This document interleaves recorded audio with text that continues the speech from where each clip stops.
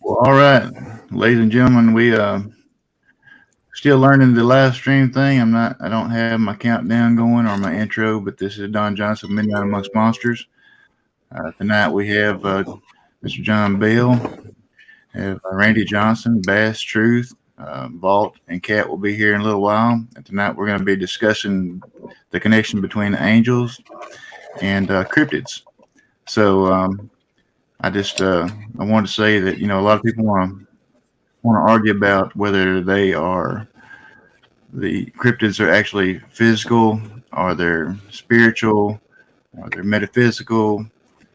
But I personally think that they're a lot like angels in the fact that they can do all the above. So that's what we're going to be discussing here. So one of you guys want to start the conversation?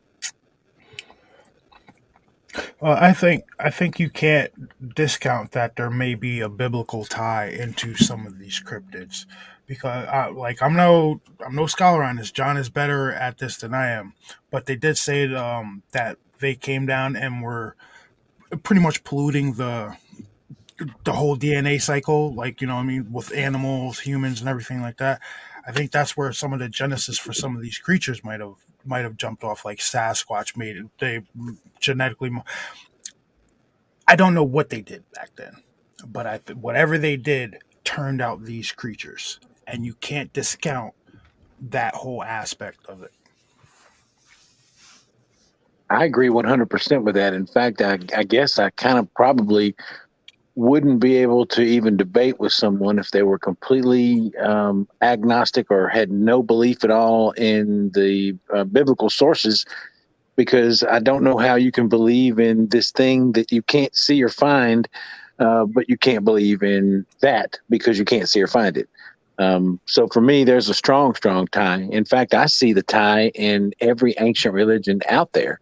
My faith is Christian, and so I believe that the Bible is true, but I also believe that the extra biblical sources that have spawned all these other religions and all these what we consider maybe even mythical religions, their origin stories, they tell the same kind of story. Some beings came down, some supernatural beings came down, and they bred here, and the product of their breeding went haywire. And some of it was men, some of it was beyond men, but it was definitely supernatural, whatever it was. And I believe that they polluted all flesh, like you say. So I don't believe it was just limited to having sex with men. I believe that they came down and found a way to manifest themselves, that they could procreate with anything they wanted to. Maybe not even for the purpose of pleasure, but for the purpose of breeding armies or breeding weapons. Kind of like the Predators did the aliens in the movie, Like maybe they had some kind of science, like some kind of breeding program. Yeah, absolutely. I think they had a knowledge of it for sure. They had to. I think we try to put our knowledge into the box of science, and that science cuts out any supernatural at all. Science and supernatural just can't even go together, according to the world. And I think what you're saying is that these two things are actually one. And we try to divide them in our mind, but what we would, Arthur C. Clarke said that a sufficient technology is indistinguishable from magic to most people.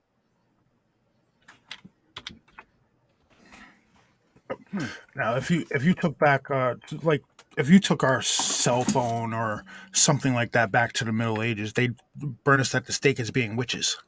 Yeah, absolutely. You'd be a little G God for sure. Having this much information, I'm old enough to remember, and I don't know how old the rest of you guys are, but I'm old enough to remember encyclopedia sets. And when you had a question, your parents couldn't answer that question. You had to go get the encyclopedia set from the 60s down and thumb through that thing until you found the answers.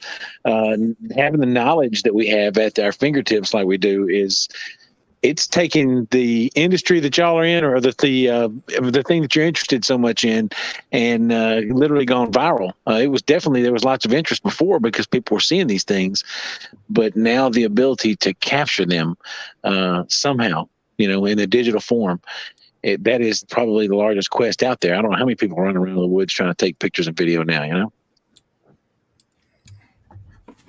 See, You said it. with what you were just saying, you kind of have to use discernment because there's so much technology out there now. People are purposely manipulating things to try to get a point across. Oh, I Like agree. they'll fabricate something I because don't the trust any of technology it. is At there this for them to do point, it. they're going to have to wrangle up a live creature or a carcass for it to be a definitive for someone's evidence. And I say that for this reason. You guys obviously have to consider that these things don't want to be found. They're not wrangle up a live creature or a carcass for it to be a definitive for someone's evidence. And I say that for this reason. You guys obviously have to consider that these things don't want to be found. Your YouTube. They're not wrangle up a live creature or a carcass for it to for someone's evidence. And I say that for this reason. You guys obviously have to consider that these things don't want to be found. God, you gotta pause your YouTube. What do we got going on here? God, you gotta pause your. Yeah, you gotta pause your YouTube. Yeah, because Just focus on there's the like a StreamYard. little bit of a delay from StreamYard to YouTube. Yeah, so what the best thing to do, right, is have your YouTube pop-up chat open, and just on the YouTube channel, pause that, mute it, and then just focus on the StreamYard. And then you'll have so that way you got your YouTube chat going, but you're on StreamYard. I think that's the easiest way to do it. You don't necessarily have to be on YouTube. Yeah, so finding one of these creatures alive isn't going to happen because, first of all, they're far superior in size, strength, speed than we are, number one. Number two, if you bring down one of these beasts, there's a very good chance that you're going to have a military team on you before you can extricate the area. Now, that said, going back to previous topics y'all brought up, science, as Mr. Johnson brought up, Randy, the world today tries to separate science from religion and God. But the problem is you're never going to achieve real science in doing that because you cannot separate science, which is a hand of God, from the creator which created creation. So it's only in understanding God and religion that we can truly understand the core of science. Otherwise, when you try to remove God from that, you just become a bunch of socialists with no empathy, like doctors today that treat their patients like they're not even human, and then science and belief trying to disprove God and not be open to that in any kind of way. And it just becomes a realm of atheism or agnosticism. But also going back, you're referring to Genesis chapter 6. In Genesis chapter 6, it says, when men began to multiply on the face of the ground and daughters were born to them, the sons of God saw that the daughters of men were fair. Now, right there makes a distinction of two races, the sons of God and the daughters of man. Okay. So it found that they were fair, and they took to wives such as their choosing. All right. So they chose human women for wives.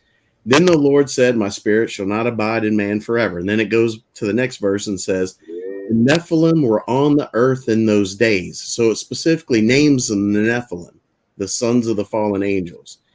And it says, we're on the earth in those days and afterwards. Again, a distinction. Most scholars agree that the on the earth in those days and after are separated by the Noah's flood. When the sons of God came into the daughters of men and they bore children to them, these were the mighty men that were of old, the men of renown. Now, that's an important term, mighty men. When St. Jerome wrote the first Latin version of the Vulgate Bible, he took the term giants that was written in the older Septuagint in the Old Testament, and he translated them as mighty men. So anytime in the Bible where it says mighty men, oftentimes it's actually referring to giants or Nephilim. So you can have it referred to men being strong, but a lot of times, like David's mighty men, those were actually Nephilim in tradition, like the lion men of Moab, right? That fought alongside them, right? So David's three generals were They were Nephilim? Nephilim. They were Nephilim. They were the lion men of Moab that were described as being human bodies with heads of a lion that could outfight anybody. So I thought his generals killed the lion, killed one of the lion. What happened is King David one day had these. Hold on, I'm forgetting where I got that source from.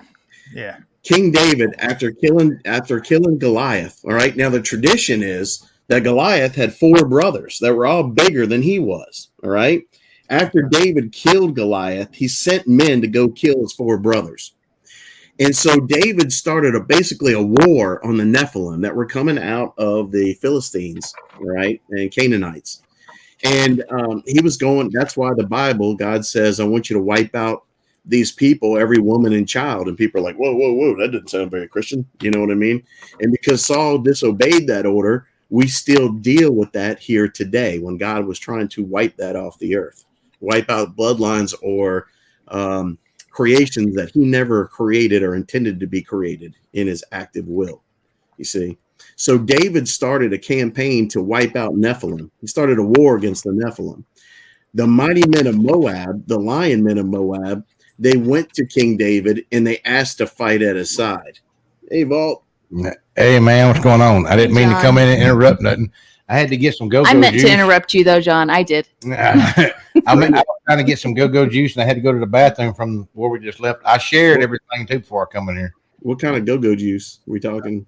Are we talking about coffee? Oh, okay. Yeah, the lit kind. And a steak cooked medium rare, the way it's supposed to be done. The only way to cook a steak. Only way to cook a steak. I didn't mean to interrupt nothing, but I did. Go ahead. Where were you? These two right here get that. Look, John and this one get together. It's all hose bar. I'm telling y'all. We were talking about the. I know a subject that you don't like, but the lion men of Moab. Well, I won't go down that path. I would like to interject only because I'm bringing a perspective that I don't follow any of the stuff you guys follow. I literally am coming at it from a biblical perspective. And before the thing started, Don and I were talking. Hey, Randy, how you doing? Hello. I'm Paul. I'm Randy. Good to meet you. Chris, nice to meet you. John was actually explaining to me the truth behind the lion men of Moab, and Okay, that David was so not the other shit. Not the D and the other word. Yeah. Okay. That was the point I was making. Is I didn't have any clue about any of that, and I was talking about the lion men of Moab to Don, and he said, "Well, there's actually some controversy in the community," and explained the whole story to me. But just because one guy made up some stories, they shouldn't detract from the entire thing. Because I don't know how much I agree with everything John said, but I definitely agree that these guys were supernatural. They weren't normal. Well, I've seen visions of them. Well, I said you can look at it like this. All right, if you go to what a lot of scholars or whatever you want to call them have went to, and I'm just going to look at it this way. The I hate this word, Nephilim, but if That's you go, old. well, I don't like that word. It's because so many things get called Nephilim. And it gets it blowed out of proportion from where it's actually supposed to mean. That's why before you came in, I was reading from Scripture where it came from in Scripture. Yeah, but you get these people that that was Nephilim. Genesis 6:6. Genesis 6. Okay. Yeah, but you've got angels that were cast down that were here that were supposedly breeding with man or were breeding with women. Now, depending on which way it went, it's kind of like, when you breed a donkey and a horse together, if it's a female horse and a male donkey, you get one thing. If it's a male horse and a female donkey, you get something totally different. It's basically, that's what I mean by that is some of these things that were produced from male angels breeding with female humans and female angels breeding with males. I believe my belief that's I'm gonna stress that my belief is kind of like that, and that's where you get like the Bigfoot and you get these giants and stuff like that. Well, what if it's like I was just talking about? If the female bred back to where did everybody go? We're still here.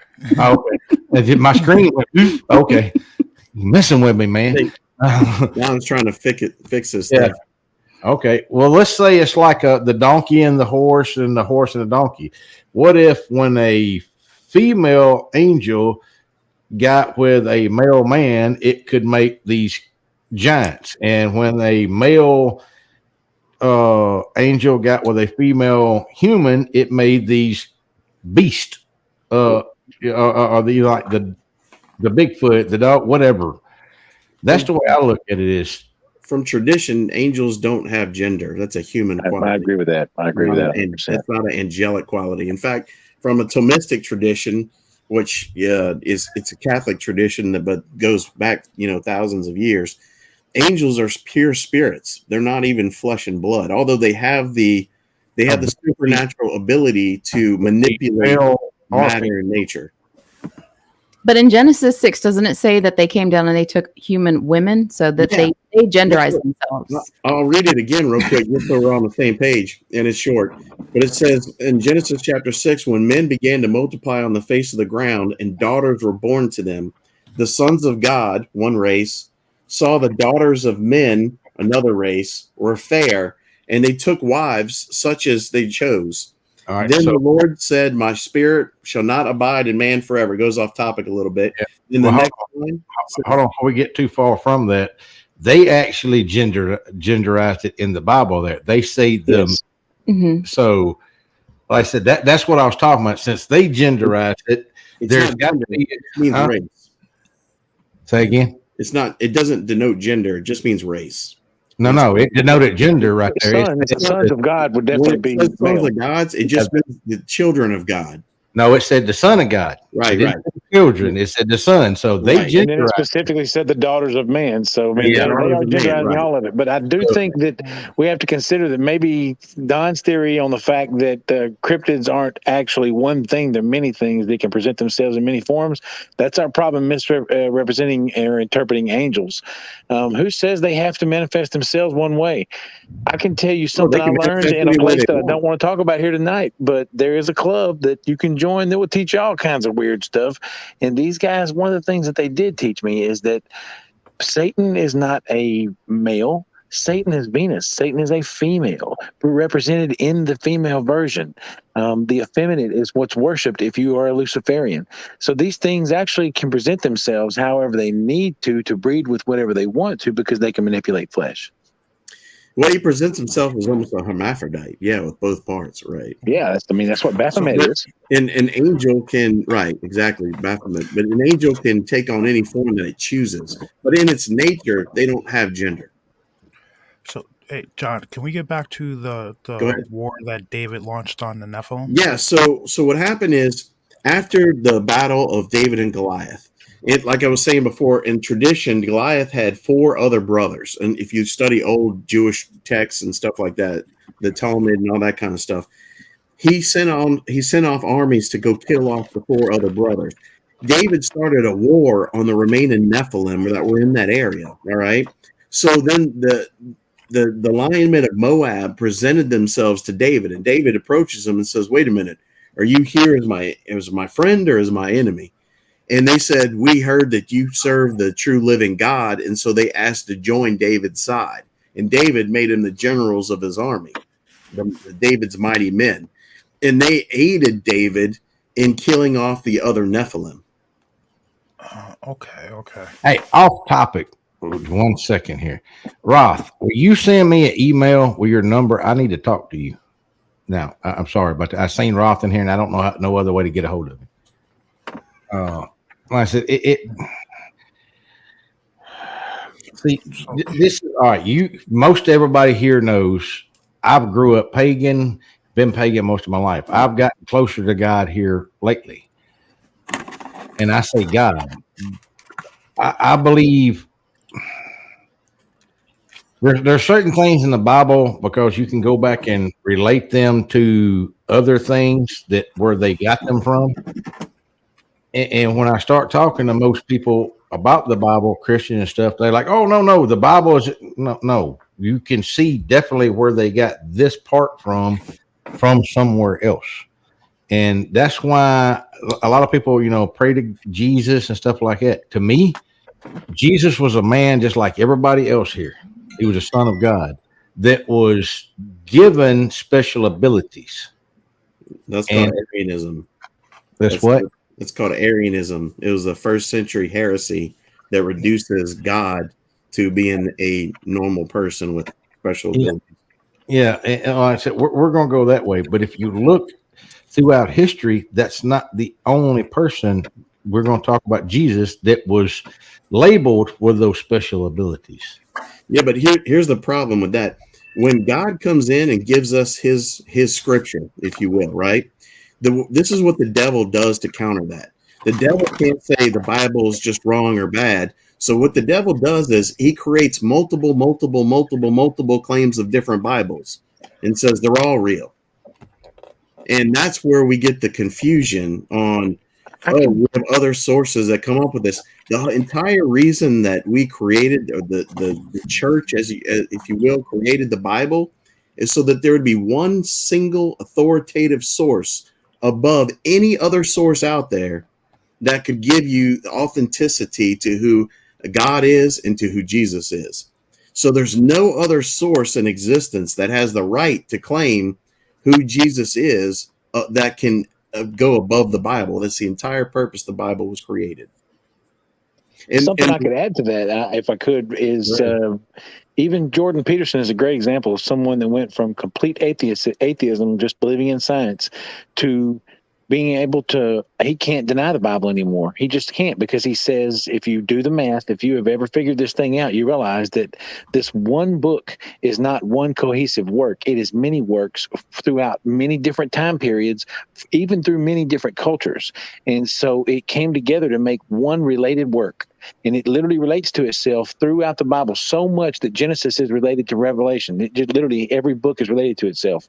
And you can find it, especially if you'll go back and study the Hebrew and the Greek and eschatology. There's a lot of places that you can actually find relations in these works that had nothing to do with one another, which tells me this book is an authority. It is the book. And it's actually the first book to ever be compiled like this. Nope, it's not the first book. Greek Septuagint. Like I said, that's the thing. It's actually not the first book. If you go into paganism and go back in Druidism and stuff like that, you'll find other books that were written that go along and stuff from the Bible. Now, these books were wrote way before the Bible, so stuff from those books were put into the Bible. But you're assuming the Bible was written at one time. The Bible was written over the course of 8,000 years. 10,000. So that we know of. But see, the Bible was translated over multiple different times from one tablet. I agree. That's why I would take it back to Hebrew. The Hebrew alphabet is actually numerical, pictographic, and alphabetic. So it has all kinds of codes within it, and it's Bible really code. Pretty easy to figure out. I mean, it's like Bible for dummies. It is. Mm-hmm. Regardless, now, before I get anybody in an uproar in chat or whatever, I'm going to say this. I've been clinically dead twice. I've been to the other side. Where I was, I have no idea, but I was in the same place in a beautiful field that I felt comfortable, that I got mad that I got sent back from. So I know there's something on the other side. What it is, I have no idea. But like I said, it was a place that when I say I got furiously mad that I couldn't stay there, because it was the most peaceful, tranquility. I felt no worries, no nothing when I was there. So I know there's something on the side. So I know there's a higher power. What that higher power is, we can argue all day about. But there is a higher power. And the other thing that I want to stress is these creatures are real. Where they come from, I have no idea. Some of these dogmen are not what people think they are. Some of them have been genetically altered, because we have scientists that think they know better than any god or higher power, because I don't know what their whole thing is. They can, so they do. And they've been genetically altered. The other thing is, some of these creatures are not creatures. There's some kind of spirit form, and throughout history in different religions and paganism and everything else, they've been labeled different things. One of the ones that I know of is called a trickster. It mimics things that either you're scared of because it feeds off that, or mimics something you're interested in because it needs you to interact with it to get power. It needs your fear. Exactly, your fear, or it lures you into a false sense of security. And I know that because I've seen it. I've had something mimic me before. Not once, but twice. And one of them was on photo. If I don't know what happened to the photo, but Lakea had it. If Lethal was in here, he could tell you, because Lethal and Tank thought they were following me. The problem with that is I was behind them, and you can see in the photo I'm in front of them, probably about 20 yards. It's Lethal and Tank, and then I'm behind Lethal and Tank, and I'm trying to figure out where the hell they're going. So I finally holler out, "Hey, where y'all going?" And Tank literally turned around and like they drew down on me because they were just following me.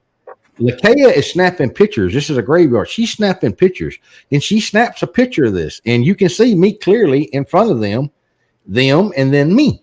The problem with this is it didn't quite mimic. There's no legs. There's no feet anyway. There's legs, but there's no feet. But like I said, there's things out there that are not cryptid. They're not flesh and blood. What these things are, they're some kind of spirit. I think they're evil. Well, in the book of Hebrews, it does describe that the disembodied spirits of all of the flesh that was made from corruption pre-flood were the demons that we deal with now. Yeah, in fact, in the book of Enoch, it says the same thing. It says that the disembodied spirits, because they were part angel, they have some degree of souls, but they were not written into the book of life. God did not intend it for them to be born. And so because once they were killed in a war God started amongst the Nephilim called the Clash of the Titans, and then later finished them off with the flood. It was like a 500-year war, according to Rob Skiba, who recently passed away. But then God said that, or in the book of Enoch, it says that because they have spirits, they will be known as evil spirits, and they will make war against the Benini, the human race, until the end of time. Right. And they hunger and they thirst and they lust. They feel everything we feel, but they're disembodied. So the ability to be in flesh, to have an avatar, something that they can control, is pleasurable to them.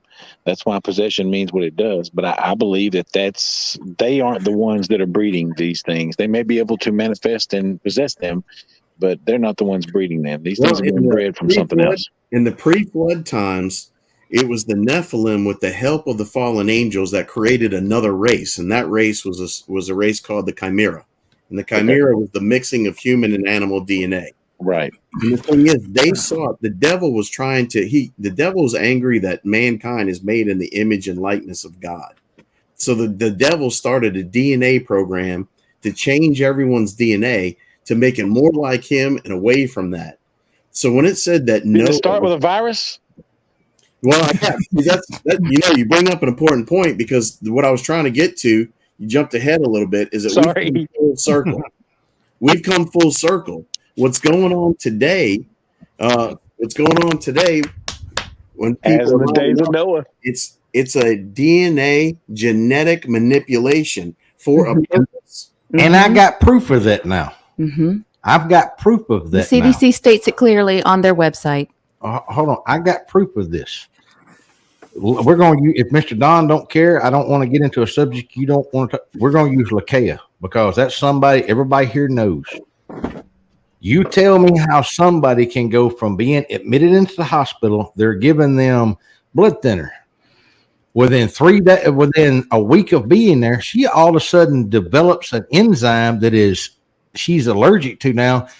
They're giving her the strongest blood thinner on the planet. The surgeon told me she's never seen it before in her life. They just blew out her veins with like saline, and like you snake a drain. She said as soon as we pulled that line out, she watched blood flow in and instantly clot. She said the thinner, her body has produced a enzyme that is causing the blood to clot instead of thin. It's a spike. It's not blood. It's a spike protein. It's a protein. And Rob Skiba had showed that in one of his last videos. Rob Skiba did. I'm telling y'all, that's going on right now. There's no doubt about it. Like I said, there's proof of it. Now she's done lost her right leg. We found out today that they're probably going to have to go in and remove her right leg now up to her hip and part of her left leg now. Because Vault, to everybody what happened, how she went from one way to taking the jab, and then all of a sudden now she's got all these complications and clots and has to lose a leg. In February, she got the stick, is what I'm going to call it. That way we don't get Mr. Don in any trouble. Now, the only thing this girl's ever been allergic to is penicillin and any derivative of penicillin. Like I said, she all of a sudden started forming blood clots. They get her to one of the best hospitals in Jackson, giving her the strongest thinner they can give her. It was working, and all of a sudden it stopped working. I'm talking about she's developing clots as fast as they can get rid of them. She had a surgery on Monday. They cleared out 27 blood clots between both legs, 4 in the abdomen. They went back that Wednesday because all that stuff had clotted back up again. And she's still on this blood thinner. It's not going to stop because the spike protein does not stop. Oh no! So like I said, now they just amputated her right leg from above her knee. Now they're talking about having to go back in because her leg, that same leg, is turning black now up to her thigh. So now they're going to have to go in and do the amputation up to her thigh. Her hip. Her hip, and now they're talking about having to amputate her other leg right now below the knee, possibly, because it's dying now.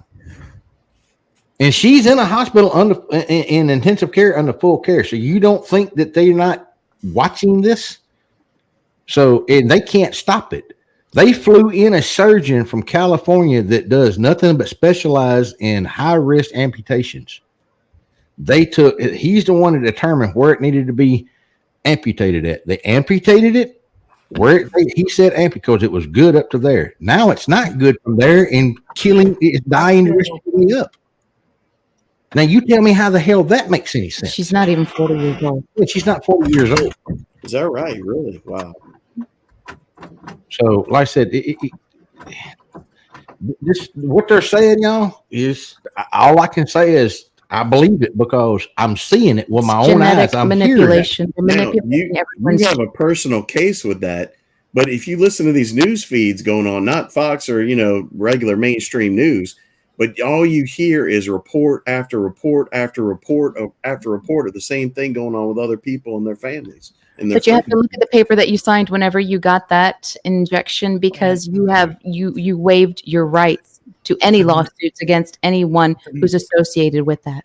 Yeah, I'll tell you what, aside from any other issue, if they come out and say, "Oh, we want to give you this medication," but just to let you know, we're waiving any liability if this messes you up, that's a red flag not to take it right there.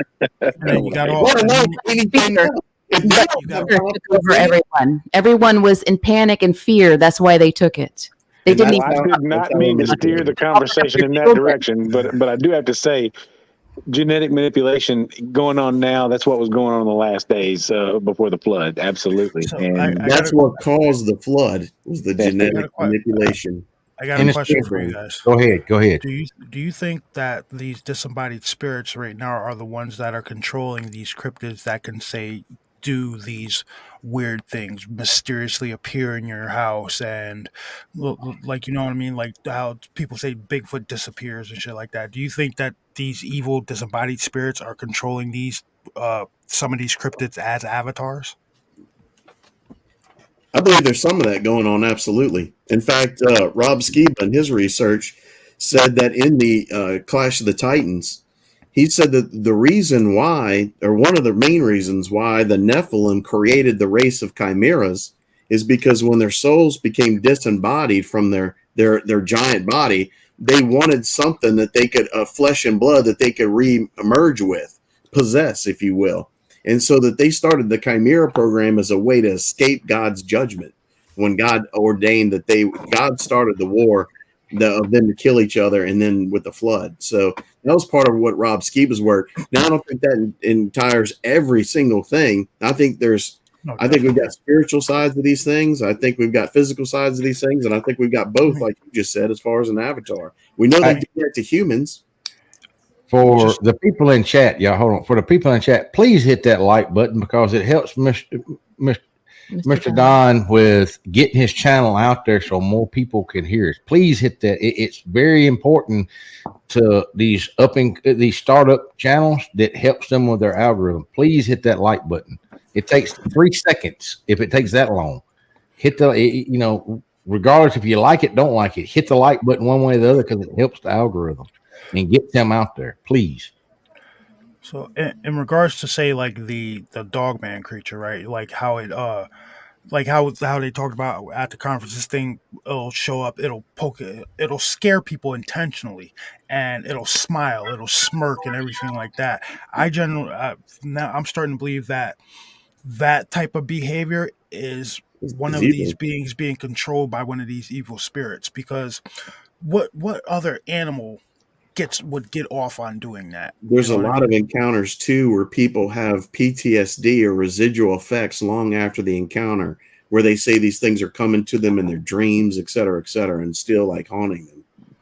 There's also, there's a satanic side too, where I've talked to people that were involved in satanic rituals where they said that they were summoning creatures. And what creature did they summon in demonic spirit form?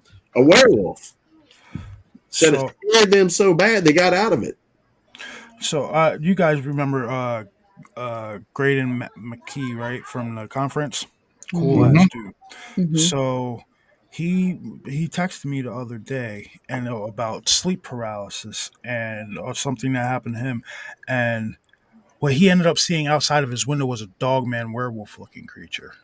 Do you think now? The whole sleep paralysis thing, when people are manifest, like they'll have sleep paralysis and then they'll see these things in their houses or outside their windows and everything like that. Do you think that's part of these demonic beings taking over these creatures? There is an entire psychological study. I wish I could put my hands on it, but I'll try to find it for Don so he can show it to you guys. That talks about people that are completely unrelated all over the world that have sleep paralysis, and they see a owl or a night bird of prey outside their window. Every one of them. And these people don't know each other. They're completely unrelated. And every time they have this sleep paralysis, when they can finally free themselves from it, whatever is leaving their house, it manifests itself in a bird, a night bird, some kind of a night owl. And that's what you made me think of when you said that. I can't help but tell you, what an incubus and succubus is. If you haven't studied those are these disembodied spirits making their way into your home and sitting on your chest and taking your breath from you at night and trying to oppress you if they can't possess you.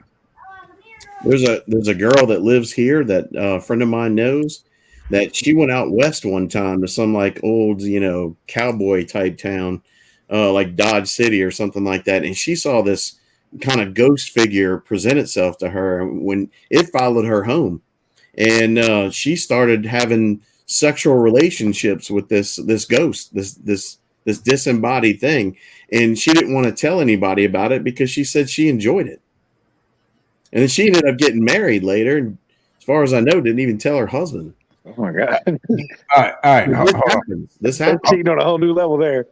Roth, you see, that's the thing. You can't keep telling people that because you can't, until you can prove something like it, you can't say that. Nobody knows what these and all these dogmen are not the same. All these creatures are not the same because I've seen two different kinds. The first one looked like a giant dire wolf. The second one looked like, I'm telling y'all, it was some kind of creation by man because the thing knew military tactics. You just don't pick up and just do the stuff it was doing. It doesn't work that way. But you got to watch saying stuff like that because you paint yourself into a corner. Like I said, we don't know enough about what this stuff is. Just like, all right, you got the sleep paralysis stuff. And connect to this. Okay. But see, everybody doesn't believe that way. And when you put that in there, that's what I said. Me and you got to have a conversation But anyway, with this sleep paralysis stuff, I believe when this stuff is happening, they come to you like this man that Truth was talking about. He's all in the dog man and stuff. It comes to you in something that you are interested in, so it will lure you in and scare you. Because think about it, these things are not friendly, and these things are there to scare you, feed off your fear, to get you to do other things. That's the demon side of it. Like I said, some of them are flesh and blood. Because I'm going to tell you, I've never seen a demon or a ghost go into McDonald's to order a hamburger. And these ones where you hear that my dog, I found him all chewed up and part of it was ate and stuff. That's not a demon. That is a flesh and blood creature. Like I said, I'm not saying it couldn't be influenced by demonic, but that is a flesh and blood creature. Ghosts and demons don't need to eat. So he messaged me, right? And my first question was, I said, okay, I have a question. Have you been doing a lot of research into dogman creatures? Then I said, I've heard and read accounts of people who really start diving into this subject, and these things start to manifest these things to these people because it's giving them power. That can definitely happen. I can tell you, I've dove deep. You can ask these guys, and I've never had a manifestation. Knock on wood. Yeah, but you got spiritual protection is always around you and everything else. That's what I was going to say. Because I'm a Christian, a practicing Christian who takes God and my faith very seriously, it protects me from those things. I have no problem. If I see a demon, I'm going to whip its butt, period. I don't know, man. I had some strange shit happen to me last night. What? Do tell. Yeah, you can't throw a grenade out there and not run for cover. What is it? Oh, no, I got you. So like, Truth, after you called me, it was like, you gave me the time mark for the video you want me to send Vault, but I was like, yo, I'm already laying in bed. Yeah. So I'm laying in bed like hour after you called me, dude. It felt like something. I felt the hand. It grabbed me by my like foot and ankle and tried dragging me off the bed. Yep. There's a quote that if you stare into the abyss stares back. Yep. I was just fixing to say that. And like, I woke up out and I was a little nervous. I was like I felt a damn hand on my foot, and it felt like it was trying to pull me off the bed.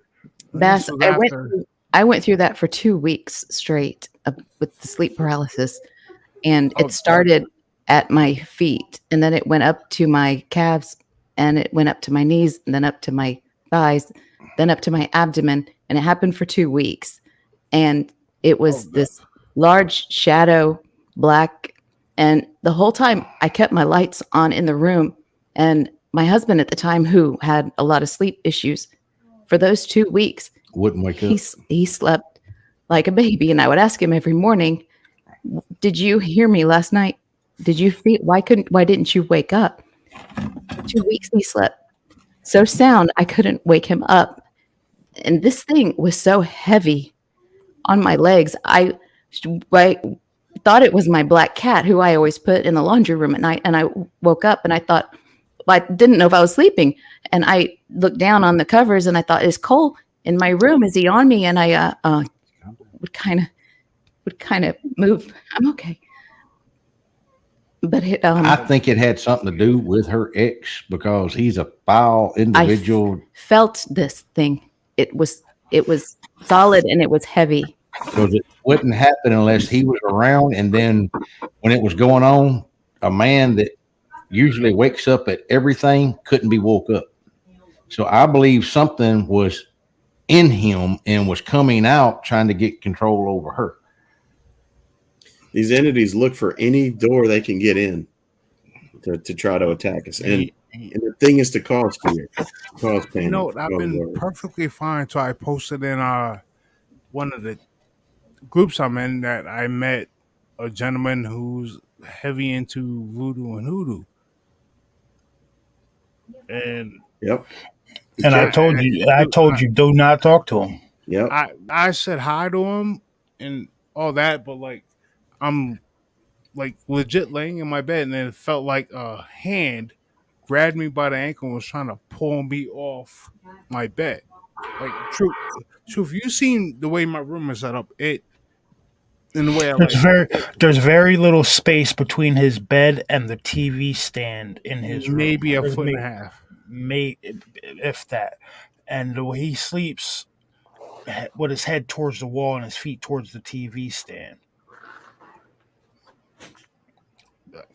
But this is the same. But this is still the same apartment building that he lived in. That fucking shadow by Oh, the don't tell me TV was on. Don't get me started about what happened upstairs. Like I'm just one floor below that. Or I'd be praying and putting olive oil over my house. I'd be freaking people out. As soon as I felt it, I prayed to God, and I went right to that post that I posted on Facebook. I deleted that shit and it stopped. Dude, get you some olive oil, bless it in the name of Jesus, and put it on the door faces, put it on the windows, any place where anybody can pass through there. I've done it at Don's house before. He had a Haitian living next door that was doing some voodoo through the walls, and all of a sudden his little boy had an invisible friend out of nowhere, and it was talking to him. So we went and did it. Maybe off topic, but I promise you, before I would let anything creepy touch me in my sleep, I would put on the full armor of God. Oh, trust me, that freaked me out. But I've been here about 2.5 years. When I first moved into the apartment upstairs, I want to say I was maybe a month and a half loading up there. I was sleeping, and everybody knows that feeling where something crawls in the bed with you. When someone crawls in the bed with you, but I felt something crawl on top of me, and I tried my hardest to wake myself up. I snapped out of it, woke myself up, nothing was there. So I'm looking around, I'm like, okay, nothing's here. Went back to sleep, and it did it again immediately. And by the time I was able to wake myself up, it was like 9:00 in the morning. So I'm like, all right, that was weird. That was very strange, kind of freaked me out. Then later on that night, I'm laying on my bed facing my TV, and truth was how my room was set up upstairs. I had my desk right there. I had basically the chair I'm sitting in right now. I'm looking at my TV, and to my 11 o'clock, I see my chair shift. Like the back of my chair shifted. See, And it freaked me out. And I got up, I was looking, I'm like, okay, I have no wires or anything right there where it could have possibly did that. But my chair shifted from a 45-degree angle to about an 80-degree angle where I could see the back of it. So John and Brandy, I have a question for you guys regarding Bass. Being that when he was sick, right, he was so close to the veil. When he became healthy again, could he have developed like an attachment? Could something be following him? Something like that? Because this shit doesn't happen to me. Anytime you get close to that veil, your world will change. Anytime you've been involved in the occult, same thing. It's like touching the veil. Yeah. It sticks with you. There's a stank. But yeah, you can become sensitive. I think that's a lot of my family has died, and I've been with them as they're dying, and almost all of them say that they see people in the room that no one else can see. Yeah, I think that's what it is. That because he something to keep in mind. I think there's something to keep in mind. I think, and this is just me talking, but I'm being sincere when I say this. And we've kind of already established that if you believe the Bible, that these disembodied spirits are not ghosts of Christmas past. It's not a little boy that died in a building. It's not a harmless little old lady that lived there that died in her bed. It's a demon. Everyone that dies in this life right now, your spirit isn't disembodied. It's going to a resting place until it's time for judgment. So whatever you're dealing with is demonic. So I wouldn't pussyfoot with it either way. However, it's attached to you. It might not actually be attached to you, but it might be attached to an item. They are attracted to things. That's where I'm going to disagree with you, because I know I've seen spirits of friends and family members that I know wasn't demonic. And they've passed on. Like I said, I'm just going. Everybody don't agree on everything. Like I said, I'm just going. No, that's a whole nother side. I know many stories where God has allowed loved ones to come back and just let someone know that they're okay.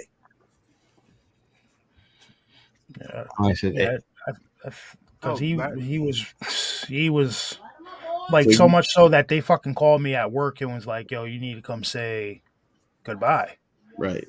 And I think because the stuff he's talking about, the shadows, the sleep paralysis, having stuff lay on top of him and everything like that, that doesn't happen to me. It's only happening to him, and it's only started happening after his whole sickness thing. Right. And you can get rid of all that stuff too, for the most part. Sometimes God allows that stuff as a test, as a purification, but that's rare. But like in the case of the exorcism of Emily Rose, I met there's two guys that were a team that wrote and directed that movie. One of them was a Christian and the other was an atheist. And I talked to them about the film, and it's based on a true story and how they made it and everything. It was a phenomenal case. But in that case, it was a true story about a girl that was possessed. And the Lord appeared to her at one point and said, "Look, I'll take this away from you right now. But if you want to offer this to God to help save other souls, then you can keep it, but it'll consume you." And she chose to keep it, and she died with it. My friend killed a level 9 legendary. Yeah, The Mother of the Exorcist, based on a true story. Little boy out of St. Louis. well, I told this story last night when I was on my show. I don't know if anybody's went back and researched it. Like I said, you can go over and ask Wes at Sasquatch Chronicles. When we were researching, because me and him researched a Siege of Hanabi basically at the same time. It's how we kind of met. Anyway, one of the things that a lot of people left out in those boys' story was when these things were out amongst the trees and they could see them and they were basically trying to intimidate them. They told him and me on two different occasions, not together, but two separate occasions, that there was this old native looking woman wrapped in a shawl that would move amongst them. But it didn't look like she was walking. It kind of looked like she was floating. And it kind of looked like she was controlling them. Then they brought out a spiritualist, or I can't remember what they call it, but basically like a psychic. And the psychic said, those things were actually empty vessels waiting to be inhabited. Well, I don't know of any good spirits that's waiting to inhabit anything. You get my drift? So I don't know, but I just know what I was told there. And I've had other people tell me later on about seeing figures, human figures, walking around amongst where these Sasquatch creatures sometimes are. What that is, I have no idea. It don't happen all the time, but like I said, this was a bad instance. But like I said, they told him and told me. And when we got back later on talking, I was like, "Did they ever tell you about a native woman?" And he described her just like they described her to me. I said, "Yep, that's the same thing." That's how I got him to come on YouTube. Is when we started talking about that behind the scenes of stuff that we were told because he knew then it was definitely I had talked to them. And like I said, that's how I got Wes to come on YouTube when he wouldn't come on nowhere else. Is like I said, because it was a crazy story. I cannot deny it. And because I had other people later on tell me similar stories. They didn't describe the same thing, but it was so close that it was.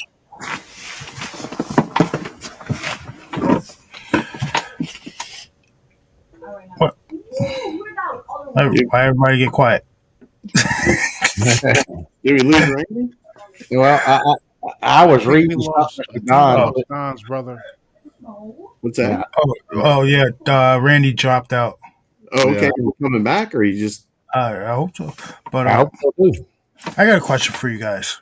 Mm-hmm. So now we've been talking about how some of these creatures may be avatars for these demons, right? For these demonic spirits. Do We you talking think about it's cryptids or politicians? we're Same thing. talking cryptids. We're talking cryptids. But do you think some of like I'm gonna introduce the government teams. Do you think some of these government teams may have been able to capture the ones that are being avatared I don't know about and use Avatar, them? but I can tell you, I believe 100%, and I'd put my life on it, that we have military breeding programs that are using these things for super soldier programs and are breeding them in active breeding programs. Yeah, like do you think that they might have snagged up one that was actually demon put like being controlled by one of these evil spirits and That I they can't tell you, but I can tell you there's definitely seems to be some demonic sides to these creatures. They're evil. There's a saying in the study of the Bible and theology that says evil creates evil. And even in the book of Enoch, it said that because these creatures were created by evil, their hearts were given to evil. Walt, you're muted. Were you trying to say something? I was talking to Christina about something. Well, it looked like you reached over to the mic. Well, I was talking to them because she got earplugs in. When I was talking to her a while ago, she's like, "Huh, I can't hear you." Right. A while ago, y'all, that when she told y'all about what happened to her, that physically bothered her because she knew it wasn't nothing good, and like I said, that bothered her to the like I said physically, and I could see it, and like I said, and I was just reassuring her and stuff, and like I said, that physically bothered her because she knew it wasn't nothing good, and it felt like she told me it felt like she couldn't do nothing against it until she started rebuting it. And it feeds on fear. So what you've got to do is repress the fear. You renounce the fear like it's an invading demon. Oh, she took control. She told it that it had no choice but leave her alone. It has no authority. You're right. And if it was given any authority, you cancel it. You take it back because you have a total right to authority over yourself. And you invoke God. And no matter what happens, you just say, you know what? If that happened to me, I'd say, you know what? Thanks for coming and reminding me I need to pray more. Well, why don't you join me in my prayer? Get your butt out of here. Well, I said, because of other stuff that was going on during that time, and like I said, and that's still the reason why I told her when I first heard it. I told her, I said, I think it came from him because he was paralyzed on doing anything because all the power had been sucked out of him, and it was manifesting, trying to take over you too. And like I said, because this is not a nice person we're talking about, and he wasn't doing nice things. And like I said, and she rebuked it, and she took control back of it, and she took control of her environment, and it went away, right? So, like I said, but you take something like that, and like I said, I don't know if y'all could hear or see when she was talking. Like I said, I knew as soon as I heard her speech, it was stuff like that when it happens to somebody. Because it's a reminder that a lot of things that people say aren't real and try to dismiss. She knows that was real. She felt it. She saw it. Can I say something here? Her reaction right there is why I like doing in-person interviews, being able to sit down with a person face to face. You know what I mean? Like the first few interviews I did on my channel, it was me sitting across the table from somebody with a microphone. And sometimes I think that's a great way to do it because you can see them get uncomfortable. You can see the changes in their mannerisms and everything like that. And I'm sorry to point that out. Kat. Like, No, but it's okay that's as long as you're ready to deal with the PTSD that comes up no, yeah. and Well, bring the yeah. person back down somehow. Yeah, that's like the girl T that I interviewed. She had a terrifying experience in her house, in her haunted house, and when I was talking to her, she told me something during the interview that actually gave me the chills and shit. And when I was talking to her, I could visibly see her getting like worked up and everything like that. But as we continued the interview, I tried to bring it back down, like you're in a safe spot to tell me. You can nothing's gonna happen to you when you're talking to me about this. And you can from the beginning Welcome back. you can tell from the beginning of the interview to the end, the comfort level just shot through the roof, and she was like able to tell me everything. And I'm just saying I like doing in-person interviews because of that aspect. I told you, you can tell a lot. When Truth started doing this stuff, I said, when you sit down with somebody and you just let them talk, you can tell if somebody's being truthful or not because of the way they react, the way they look at things, because it affects them. Because when somebody's telling you something that happened to them, they're not just telling you about, they're reliving it. And just because somebody's story changes slightly or they add something to it, it's because they're remembering, And because they've tried to suppress it. But that's the thing about talking about things. You don't, if you talk about it, you feel like it might come back. It's not going to come back. So that's probably why a lot of people No, don't you share can't say that. a lot of Can't things. say No, that. if it wants its ass kicked, it can come back, because I review. If it comes back here, I'll show it what truly evil is. It has no chance in hell of coming into this house doing anything against anybody here, because You've got to take full authority, and you can't have any fear. yeah. So no, let it try. I'm looking for a good fight, and These things have to follow legal, kind of legalistic law, and they need our permission. like I said, there's an old saying that we used to say in the teams: "I fear no evil in the valley of the shadow of evil, because I'm the baddest motherfucker here." My mom used to say when I was a trooper.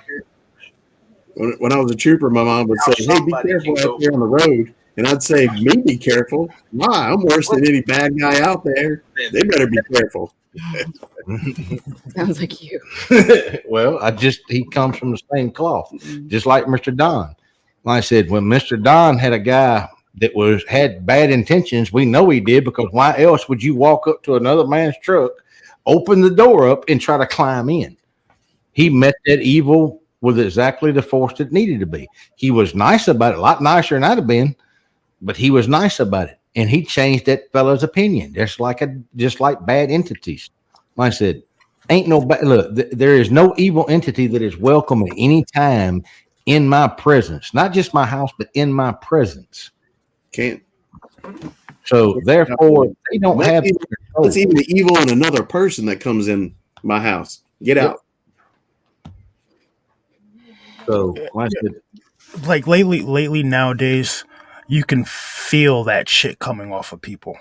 Oh yeah. oh yeah, I do it all the time. We can be somewhere, and I've got it walked out of restaurants. Ask her. Mm-hmm. Because I can be sitting there, and all of a sudden I'll tell her, I said, something ain't right here. There's somebody here I don't like, or what. I get up and leave. I don't stay there. That's not my area. So I get up and I remove myself from that area. You've done that many times. You're very sensitive to things. I don't, like I said, look, evil knows evil. And I tell y'all, I'm trying to be a nice person. I've not always been a nice person. So evil knows evil. And I've seen true evil. And I've done some wicked ass stuff. So, they may not think like they might have like a evil attachment to them or something like that, but now, like lately, I've especially been feeling that shit oozing off of people like a damn virus, and it's there's certain. I'm finding it to be more detrimental lately. All right. Now I'm going to get in some area probably people don't like. I hope Mr. Don don't kick me out. But all right, people think they do stuff that they think, oh, this is okay, this is all right, but you don't realize the evil is. I'm going to use this one for instance, because I don't understand it myself. People that go on these websites and watch porn, you don't understand a lot of that stuff is evil. There's a lot of underage children, all that kind of stuff that goes through this. All that leads to negativity. You don't realize just watching your little whatever, and for whatever reason, you're feeding into that. You're growing it. You're bringing it into your life. I don't understand. I don't understand the whole reason to watch porn. You're getting yourself all riled up to be by yourself. What the fuck? I don't understand that. But like I said, that's one way. That's what I mean by that. It's doing little things like that people think, well, that's okay. It's normal. It's not. No, it's not. The normal thing is to go find somebody that cares about you as much as you care about them and share that love with them. And like I said, what you're doing in this internet age has brought a lot of evil to people that don't even realize the evil that's coming into it. All these people that watch these crazy videos where people are hurting animals or hurting each other and stuff, that's feeding into it. And when evil, you can be walking past somewhere and an evil entity sees that and it's like, oh, I like that, and hooks on to you. I got a question for you. So we've already established that these people in power are pretty much evil. Do you think that this system here, this internet system, was intentionally created to be a filter for evil intent? Possibly. Absolutely. You know that www is Hebrew for 666. Yep. Damn, I didn't know that. Yes. This is all just it's just a big ass filter to bring in to get evil shit into people's minds and then possibly drain it. Now that's not to say there's not good there, but yeah, there's a lot of there's a lot of good there in that, but you got to remember, to have good, you have to have evil. You just have to remember, if you don't suppress evil, you don't fight back against these bad things, it can take over you. Yep. You give it permission, right? Yeah. Now there's a good, like Mr. Don, that's a Christian man right there, Mr. Bell, Truth, Bass, me. Like I said, I've been pagan most of my life. That don't make me a bad person. I just had a different belief to get to the same conclusion yet everybody else did. First thing most people hear about pagan, oh, they're witchcraft, they're witch. No, not all of them. Anything, paganism is an umbrella term that determines anything that is not Abrahamic religion. Like, I grew up on what they call the Braves path, which was Native American. I believe in Mother Earth, Sister Fire, Brother Wind. That's the way I grew up. And I believe in, if we keep going against Mother Earth, that's the reason why she's fighting back now. Oh yeah. Think about it. And the reason why we call her Mother Earth is this reason. A mother nurtures, feeds, and guides you. Everything that you need to live and survive on this planet comes from Mother Earth. That's the reason why, like I said, we in the native, Mother Earth and mothers and women are so highly regarded. That was the way I believe. I still believe in that, but I believe I've gotten closer to God. I got closer to the higher power. This woman right here brought me to that. She reminded me of where I come from, and I'm grateful for that every day. I've told John that. I've told Don that. There's things that I don't believe in coincidences. I just don't. And like I said, people that don't know, and I said, I ain't going to say this publicly, but I said, there's no way that it was a coincidence that night, John, when I was sitting at that little church, that woman at that time, that second called me. That's not a coincidence, because she'll tell you, she woke up out of a dead sleep and something told her, I've got to call Vault. Now, you tell me how that's coincidence. We're hundreds of miles apart, have not talked in months, and all of a sudden she wakes up out of a dead sleep and is compelled to call me. All because I asked for God for proof. Now, I'm not saying that you're going to get that. I took that as the proof that I needed. That's all I needed. I said, I've been to the other side. I don't know where exactly I was, but I know where it felt like I was. And it was the most surreal place on this planet. So the atheists can believe whatever the hell they want. I'm telling you, when you die, you're going to go somewhere. You may not like where you're going to go, but you're going to go somewhere. We remember our friend Sean Grimm's story as well. Yep. Dying and going to heaven and coming back. He has a phenomenal story. Well, I said that's the thing. Most of these, like going back to these politicians, y'all don't realize about 70% of them go to this thing called the Bohemian Grove every year. The shit that they do there is not nice. It's demonic. They worship Moloch, the owl god, and all that wild shit. Dollar bill. Men dressing up like women to have sex with each other. I'm telling you, this is the craziest crap you ever. Ritualistic sacrifice. Yep. I'll tell you one thing. I don't want to the talk Russian about River in Northern California. I can tell you one thing. CIA does the security.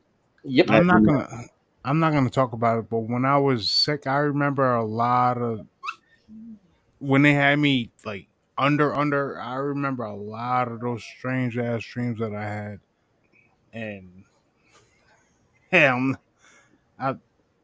I'll talk to you about those shits on the back end because they were very strange. I don't think I had an NDE, but it was probably very, very close to it. That's what I say. You were really close to the veil, dude. And I think that's why something might have be attached to you, or might have been. I think you've become a sensitive now to shit.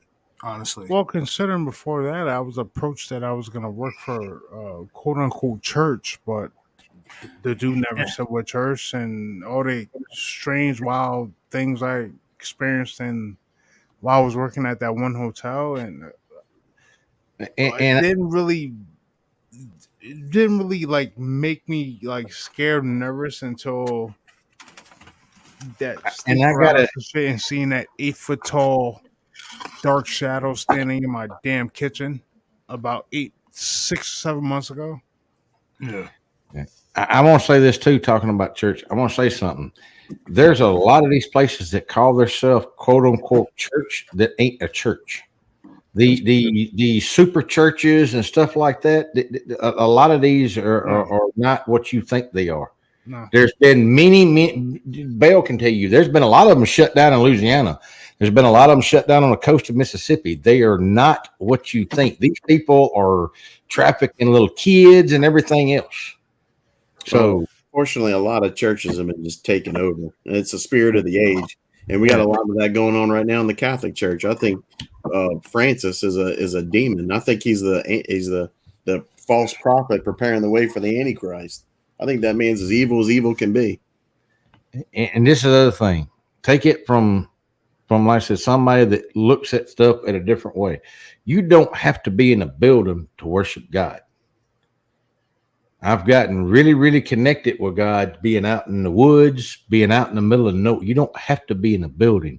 It's nice to have further brothers to worship with, but you know what? I can call my brother Bill, I can call my brother Don, Bass Truth, whatever, and have the same fellowship just like that. But like I said, so you don't have to be in this building. And I'm going to tell you something. I've seen a lot of churches that I don't understand, that I just get this icky, ely feeling from. It's one of those ones where on Friday and Saturday nights they're the demon, and on come Sunday morning they're blessed be. I don't know how else to. You can't be dancing on the pole Saturday night and go to church Sunday morning. Yeah, and and like I said, if I upset anybody, I'm sorry. That's just the way I feel and what I've seen. You know, So look, I've seen a preacher get arrested 6 times for DUI. A preacher.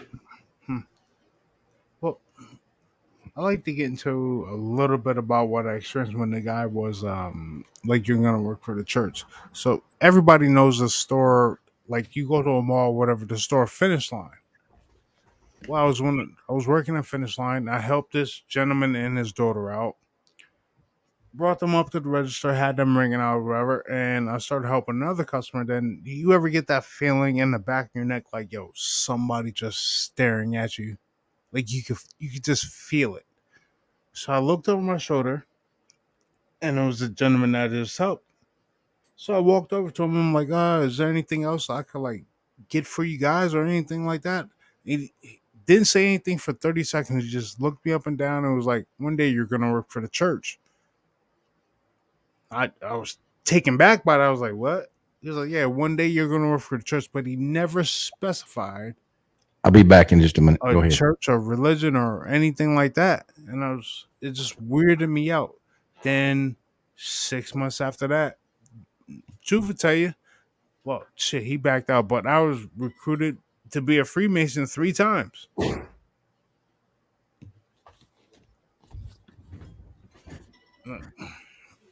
Yeah, and a lot of people don't know this, but Freemasonry and Christianity, they don't go together. Now, Freemasons will tell you, oh, yes, they can. I'm a Christian.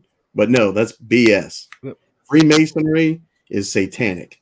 But that's Straight the out. The dude, he just said work for quote unquote the church. I don't know if that was Are the Freemasons Church the of Satan same? or Church of whatever. He just said quote unquote the church. Never specified. Right. Are He the was, Freemasons the Masons? yeah, the Oh, Freemasons. I was recruited by the Freemasons about 3 times. But that's when I like started deep diving into like research and stuff like that, and I was like, I really don't know if I want to be involved in that. Dude, if you read Albert So- Pike's book, Dogma and Morals and Dogma, not in the new edited version, but in the original versions, it says right there that they worship Lucifer and that the lower people don't even have a clue. Well, if truth unmutes itself, he'll tell you. I think he was standing next to me when one guy came up and handed me his card about joining the Freemasons. Yep, they approached. I have a cousin that was at UT, and for a while it was looking like he was going to become a pitcher on a baseball team. It might have been a big guy at one time, and they started grooming him and trying to suck him into all that stuff. But what happened is, the more he got into it, the more he started getting scared off by it, and then they started threatening his life. Had to get the FBI involved to follow him. You know, it's funny though. He said he told them he was going to come stay with me because he felt he could be protected. And that's when they threatened his life. They threatened his life when they said he was going to come stay with me. Wow. I was like, come on, come stay here. Nothing's going to mess with you. I got troopers all up and down this street and sheriff's office deputies. And I put out one call to the state police for a former trooper, and bam, we'll have more lights rolling here in a few minutes than you can imagine. And I said, not to mention the hardware I carry, plus my big old pit bull. So, and that thing roars. That thing, when it barks, sounds like a lion roaring. It scares me. So, but yeah, it was a crazy I want situation. to say the incident with the dude talking about I work for the church. This happened probably in like 2003, 2004, and it since then it's always just it. I want to say it kind of was in the back of my head, but it stuck in my craw at the same time. Like, what the hell was this guy talking about? But I never made the moves to figure out what exactly he was talking about, because you just don't walk up to a random person like that and say some shit like that.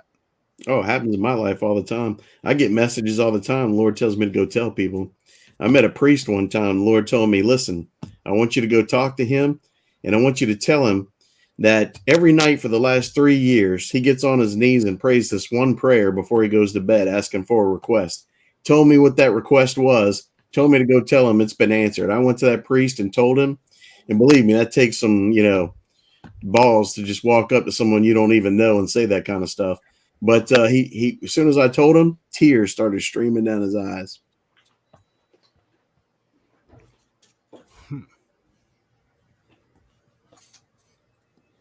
What'd I miss? I don't know, man. Freemasons. Honestly, whatever the hell that was that I experienced last night, I was saying That Freemasonry and freaked Christianity me out. do not go together. And then Bass was telling his story. yeah, whatever that was last night, that experience freaked me out. I'm not gonna lie. Like, Oh yeah, I'm sure it does. I'm sure it does. But look, that's why you gotta put on that armor of God, man. Things don't mess with me because they know they're not going to get anywhere trying. as soon as I felt it, like I'm sleeping. As soon as I felt it, I'm, dude. If you could wrap your hand around your like ankle and foot right now, and That's what I felt, and it was trying to pull me off the bottom of my bed. I Right. snapped out of it and woke up. I immediately said a prayer, and the post that I posted about the gentleman that I met, I deleted everything about it, and it stopped.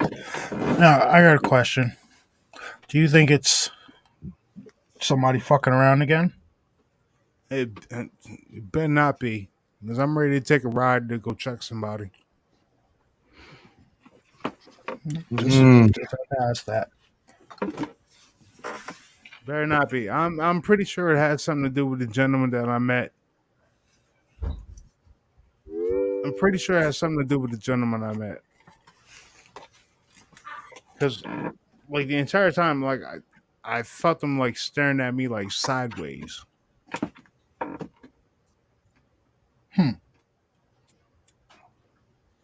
I probably had maybe a 5-minute interaction with them. Maybe Destiny, 5 I'll minutes. call you back in just a little bit.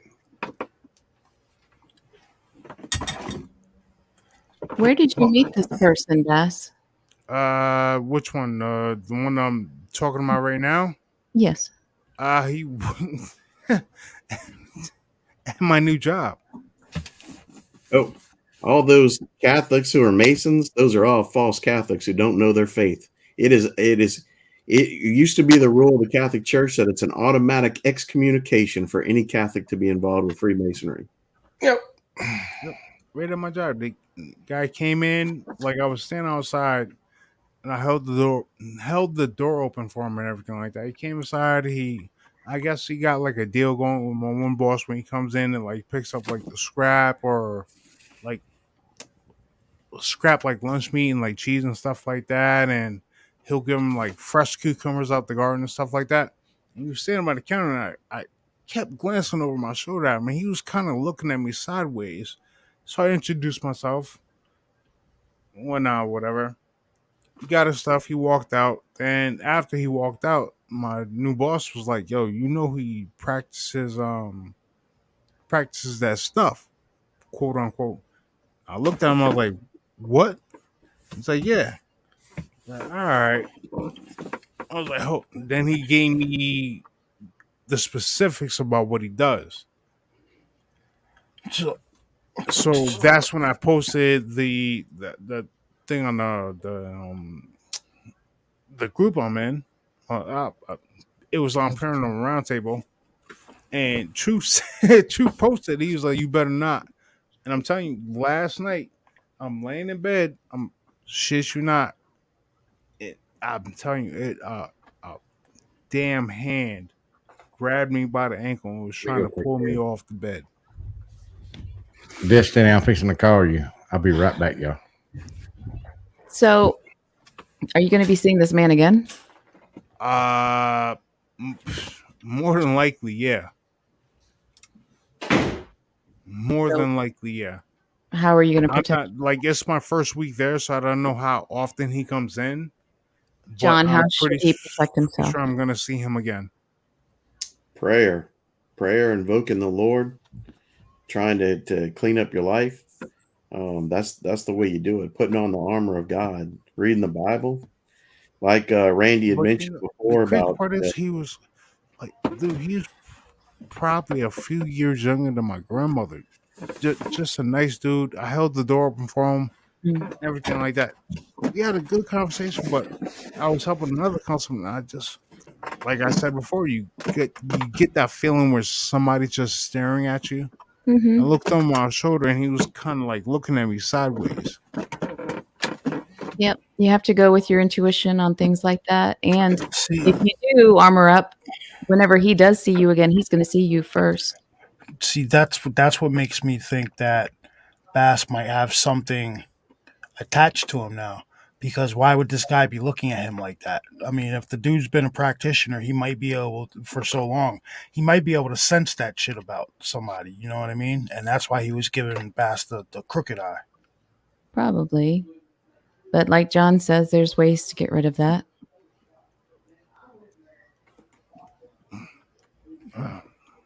Well, yeah, I'm gonna hop off, but I'm gonna be lurking in chat. All right, guys. All right, bye. I don't know, man. John, you were talking whenever we first got on, and your train of thought was interrupted. Can you get back to where you were? I think you were talking about the mighty men. As far as helping King David, I think that's where you were. yeah, I was explaining basically a little history of the biblical version of the Nephilim. This isn't something that's taught to Protestants or Christians. You have to go back and research this stuff for yourself, or listen to others who have to get any knowledge of it. It's all there, but it's just not a topic the church is like comfortable with or teaches. In fact, in seminaries, they even teach completely ridiculous things that have nothing to do with the truth of it. But all the truth's right there, and it can be researched. And basically, what's happening is evil builds on evil that builds on more evil till it actually creates monsters. All right.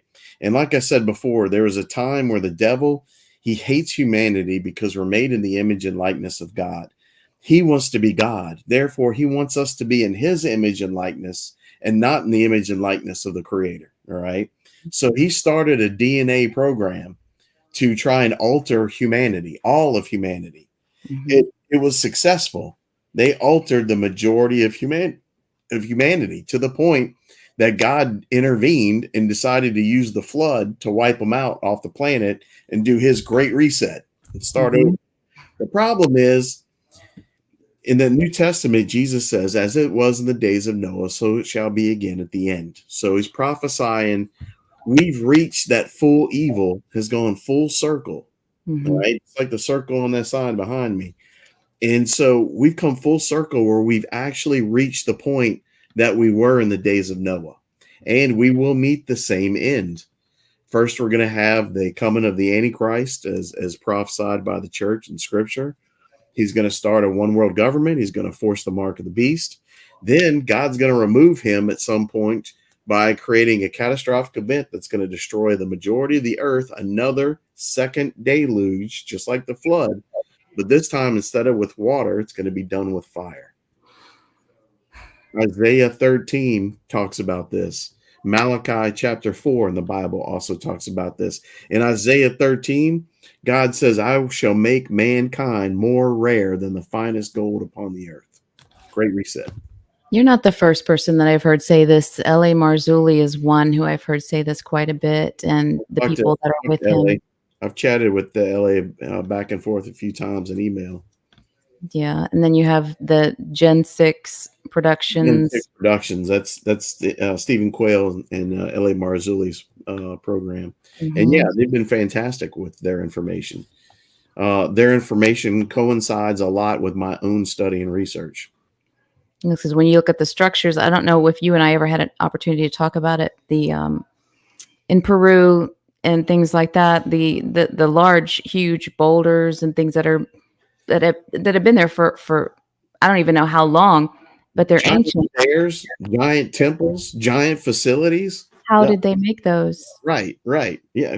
They talk sometimes about the pyramid. Mm-hmm. They talk about sometimes using cyclops giants. Right. Yep, that's right. They had, because it was giants that built them. Mm-hmm. And where did the giants go? God destroyed them. But not all of them, did they? Not all of them got destroyed. That's the thing. There's in scholarship on this subject, there's a thing called the second incursion theory. And there's three main theories to the second incursion theory. The second incursion theory, again, this goes off a lot of Rob Skiba, which I wish was still with us. But the second incursion theory is basically, how did they return? Now, remember, the Bible in Genesis 6 says they will be on the earth in those days and after. So, and most scholars agree that the notion there is the flood, the great flood, because that was a separation of one period of time and another. Now, God altered the earth, altered the planet in such a way that the real giants, I'm talking like 100-foot or more, could not return. They physically would not be able to survive the atmosphere, radiation, or whatever of our planet. God altered the planet so that everything was smaller. Imagine this. I don't believe in prehistoric times, but I believe in pre-flood times. We still have many of the same animals, creatures, insects that we had in the pre-flood times. The difference is they're smaller. Okay. So We still have mosquitoes. All right. Cockroaches used to be 15, 20 inches long, and now they're like, 2 inches. Right. A dragonfly used to have a wingspan of 6 feet long. And And now these are fossilized. They found these. These are Right. fossil. Everything has just gotten smaller. And that's God altered the earth to where creatures couldn't grow so large. And animals that were huge and large all died off because they simply couldn't survive our atmosphere any further. Now, we still had giants that returned. We know this from Og, king of Bashan. We know this from David and Goliath, okay? With the tales of the Philistines and the Canaanites, all right? But these giants were smaller, significantly smaller. Og, king of Bashan was said to be 13 feet tall. That's how long his bed was. And had to be made of iron so it could support his weight. And just natural material wasn't cutting it. So, but that gives you an idea. So you can still have like 20-foot, maybe even 40-foot giants, but you're not going to have 100, 400-foot giants. And those did exist. In fact, I've got a book right here. Oh, wrong book. I've got a book right here of Joseph Flavius, who's a first century historian. Real thick book. I can tell you've read that numerous times. I haven't read this numerous times, but yeah, Still the wrapping. I've got this one, yeah, because I just ordered it. I wanted a copy of it for myself. But he talks a lot about giants, and he said that in the first century, and the thing is, he's a respected historian from Catholic and Protestant circles, so he's highly respected. In the first century, he said he witnessed in the old city of Jerusalem a skeleton that they had on display for people to see. That was a human skeleton that was 100 feet long from skull to foot. So is that what's the big cover up in the dome of the rock right now that everyone's fighting over? Is that still there? Oh, I've been in the dome of the rock. In fact, I put my hands on the rock itself. Did you? That's nice. You can't do that today. The Muslims won't let you. But see, that's the thing. It's so divided, and it's a battlefield. So what is everything so in the Middle East? That you just summed up the entire existence of the Middle East. But the Dome of the Rock it's where Christians believe that Abraham was to sacrifice Isaac. All right, so therefore it's sacred to Christians. It's sacred to and so it's also sacred to Jews for that same purpose. And it's sacred to the Muslims because they believe that's where Muhammad actually went up into heaven, except for the fact that Muhammad's false. So that's a lie. So they also said that over there is Solomon's stables, and underneath those stables are the bones of. Well, they believe not only that, but like Solomon's treasure and that whole thing, and that all goes back to Knights Templar and Freemasonry. So are there bones under there? I do not know. I do not know. They found giant bones all over the place, including Ohio. I didn't do it. Yes, we talked about Ohio too. That's what L.A. Marzulli talked about as far as it being America's Stonehenge. That's it. That's right. Yes. And they removed those bones, and that's where I saw a source that said the bones of Ohio was recovered there, and that's the Nephilim son of Samzaza, one of the lead fallen angels. And I told that to a trooper buddy of mine. Of course, he does a 1 second Google search. Oh, that's wrong, man. That ain't right. They got that from the American Indians. And I said, yeah, really? Where do you think the American Indians got the name from? Bonehead? Yep. The 1 second Google search. Yeah. Right. Oh, yeah. Okay. I spend years and years. This is so frustrating. I don't claim to be any expert. Okay. I don't like that word either. Okay. And I can't stand scholars because most of them are just assholes. All right. But that said, I spend years and years studying all kinds of research, and I'm still not an expert, okay? That said, I constantly am arguing with people who do a 2-minute Google search and think that they can compete on the same level of knowledge, and it's just, I'm sorry, it's not true. No, sometimes it takes some patience and some listening and some time to gather information from multiple different sources. That, and you get the other type of bonehead. You get the other type of boneheads like, show me all your research, and I'm like, really? How am I supposed to go back and take like 10 years and cram that into something you can understand? When you go to your doctor in a doctor's office and he makes he tells you what's going on, do you say, prove it? Let me see all the research that you've studied and done to get to this point and make that decision. Like, how's that even possible? It's not possible. I'm like, I've done my homework. It's not my thing to have to prove it to anybody. It's enough for me to say it's there. It's your job to go and research it and do the elbow grease and put in the time. And then, but until that point, you can't tell me I'm wrong. That's what I get all the time. I'm like, okay, here's a fact, here's a fact, here's a fact. You can go in history and research all this. And here's a response. Mm-hmm. Like, but that's just ignorance. That's just ignorance rearing its head. It's just arguing ignorance. That's all it is. Mm-hmm. Yep. And that's what happens in a lot of different places to keep the truth hidden. The truth just stays hidden. Well, it's like, in Christianity, one of the biggest problems with modern philosophy is this thing called moral relativism. And moral relativism comes from communism and socialism and all that trash. But basically it says, look, you have your truth, I have my truth, and we're both good so long as you don't say that I'm wrong. Well, that doesn't work, because in philosophy, which I have a degree in, there's a universal law. I always get this wrong, but I call it the law of contrary opposites, opposing arguments. All right.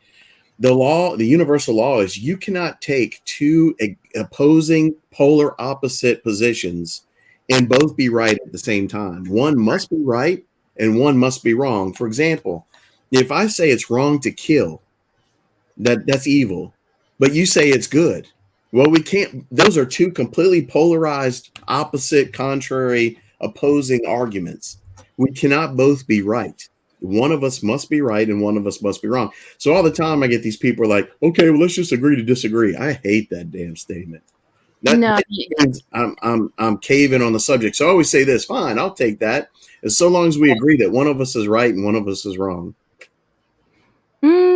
With some people, that would be hard to do, because let's just take what you just said. For example, it's not okay to kill. It is okay to kill. How do you explain all of the wars that have gone on and all of the bad people that have been, people coming after you? I'm talking in a very general sense. I do believe that there's absolutely a difference between murder and self-defense.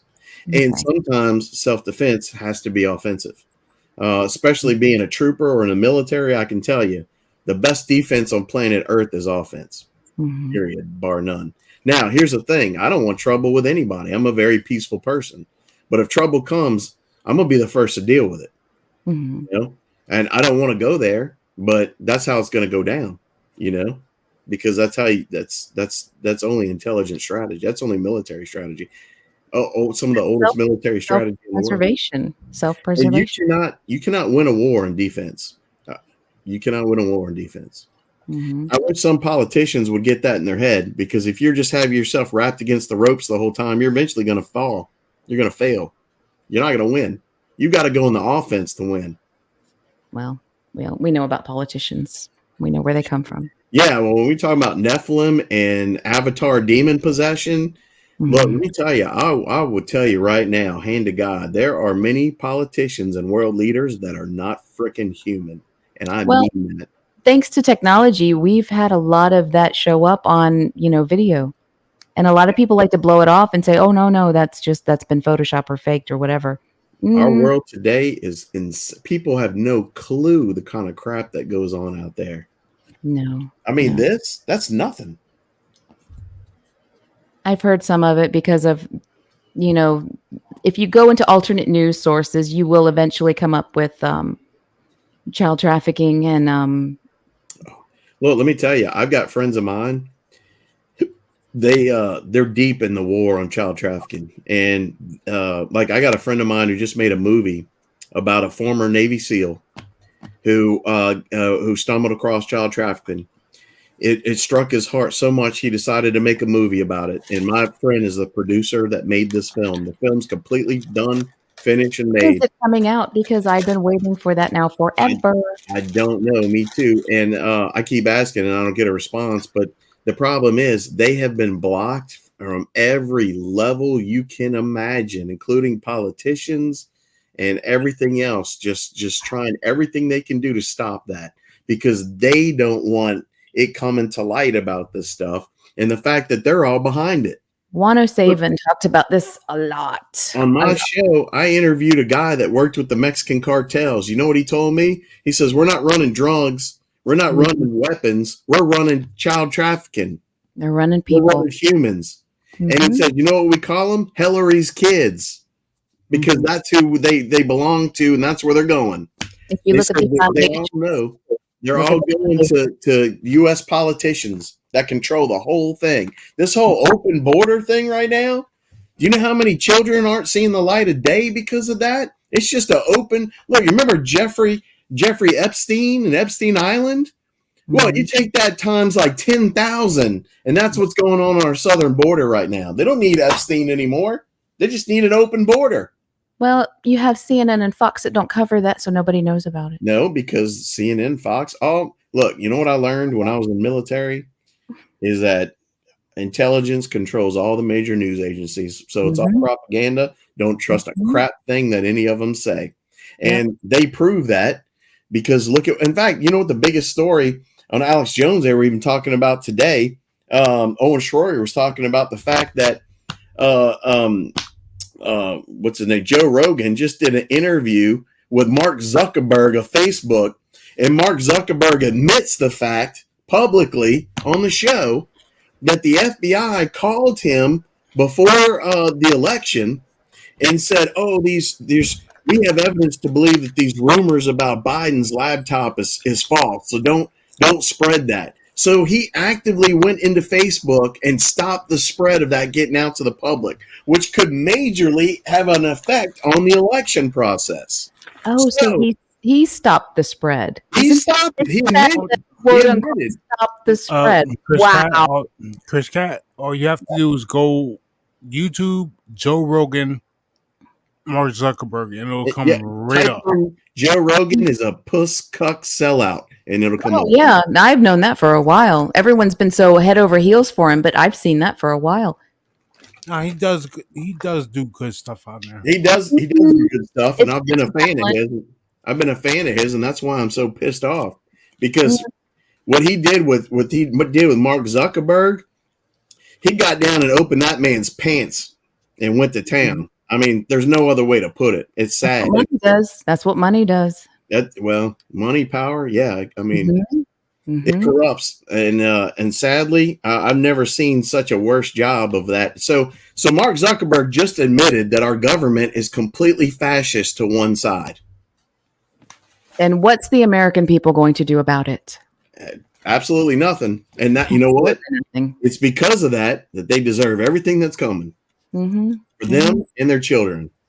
I hate to say it. You've got a lot of people out there who are willing to fight for their freedom and fight for their rights, but there's more that don't want to pay attention and want to continue to look at their phone and look at Instagram, look at Facebook, and do all these things. Most of those they don't even pay attention to the real news. Most of those people couldn't count you back change. No, they can't. Right. But they're the ones who they out majority us. Well, even in the Civil War, there were generals on both sides that led the charges, and the problem is now we don't have that. We don't have everything's been taken over. There is no definitive side that could take a leadership. I mean, to quote Steve, there's no definitive side when people can't even decide which side they're on because you're giving them so many options. Are you a boy? You a girl? You an animal? Are you this or that? That's part of the fight, the manipulation. You can be male, female, or your other. Which one are you? It's like, what the hell? And the other has a blank space. You can fill it in. That's part of the battle right there. I mean, you think about it. They put you in that position. The confusion. Hey, the oldest military strategy is what? Divide and conquer. We're being divided, and then we'll be conquered.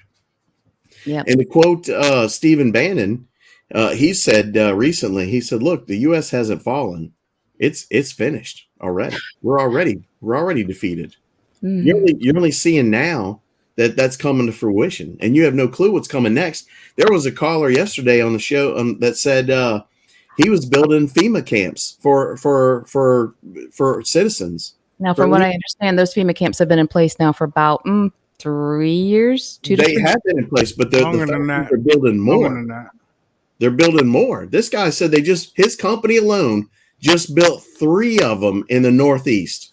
No, 4. I'm sorry, 4 of them. And he was given a description of them. He said it looks like an Amazon warehouse facility, but he said, but it's like much, much bigger.